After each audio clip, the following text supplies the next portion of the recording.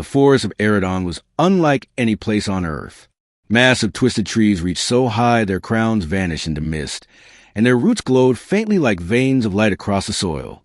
Strange birds screamed in the distance, and insects shimmered like sparks drifting in the air. The settlers had always said Eridon was alive in ways humans could not understand. And for Kale, that truth seemed to grow stronger every day. Kale was not a soldier or explorer.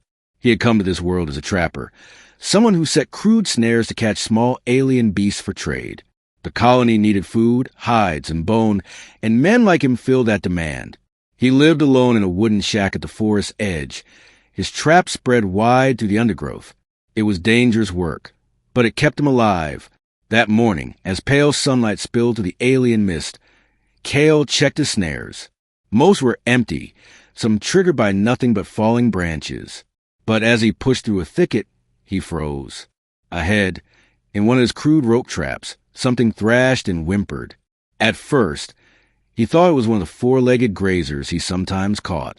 But then he saw it, and his blood ran cold. It wasn't an animal. Suspended awkwardly in the snare was a girl. Not human, but humanoid. Her skin faintly blue, glowing softly as though light flowed beneath the surface. Her eyes, impossibly large and luminous, shimmered with fear as she twisted helplessly against the ropes. She wore a torn shift of woven leaves, delicate and strange. And she was small, no older than 17 by human measure. Kale's heart hammered. He had heard whispers of Eridon's natives, beings who kept themselves hidden deep in the forest, rarely seen by human eyes. Some said they were dangerous. Others said they were sacred. But none of that mattered now. He had accidentally caught one.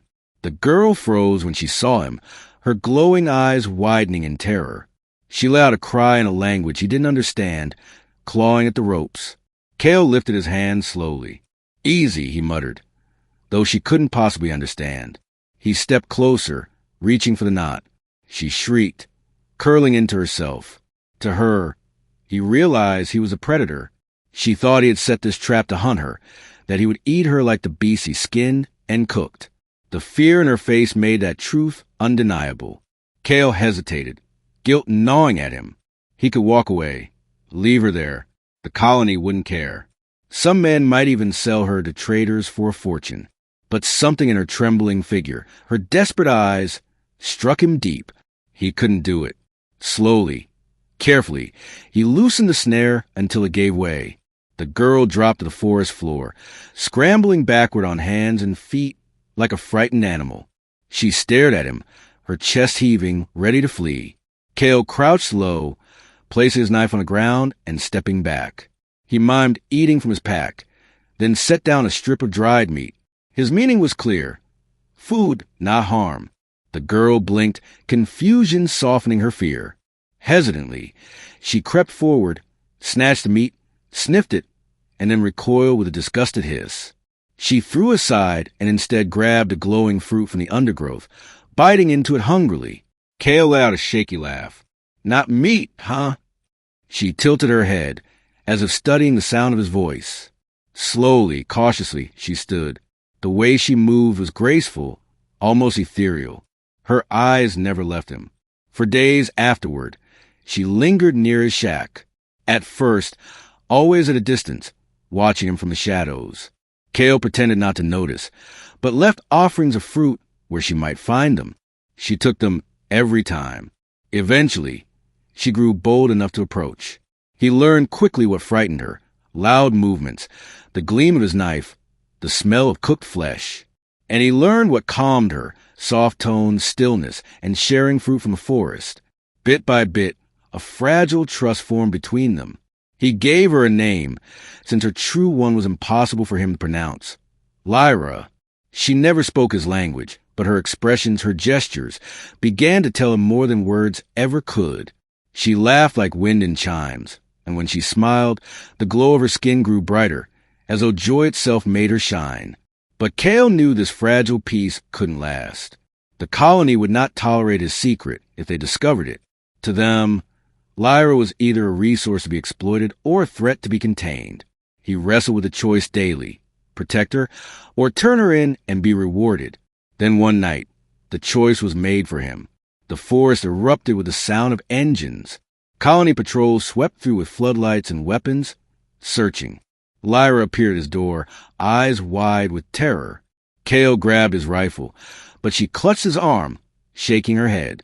She pulled him toward the forest instead. They ran beneath glowing branches, the patrol lights cutting through the mist behind them. Cale's lungs burned, but Lyra moved as though the forest itself guided her steps. They reached a clearing, and there, hidden beneath roots older than time, she revealed something he never imagined. A vast underground chamber, glowing with bioluminescent crystals, where dozens of her people lived in silence and fear. Cale staggered, awestruck. Lyra's people surrounded him, their eyes wary but curious. She stepped forward, speaking rapidly in their tongue, pointing to him. The others murmured, their fear easing slightly. For the first time, Cale understood. Lyra hadn't just been a frightened girl. She was part of a hidden people hunted by colonists, forced into the shadows to survive.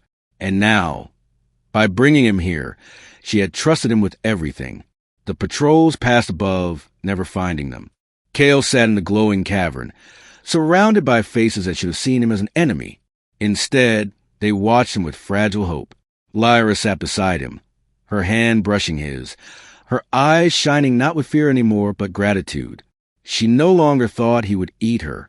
She knew he would protect her. And Cale, for the first time in years, felt a purpose beyond survival. He realized he wasn't just a trapper anymore. He was a bridge between two worlds. But with that realization came the weight of danger. He had a choice: betray Lyra's people to his colony, or risk everything to keep their secret. As the glow of the cavern wrapped around him, Cale knew what he had to do.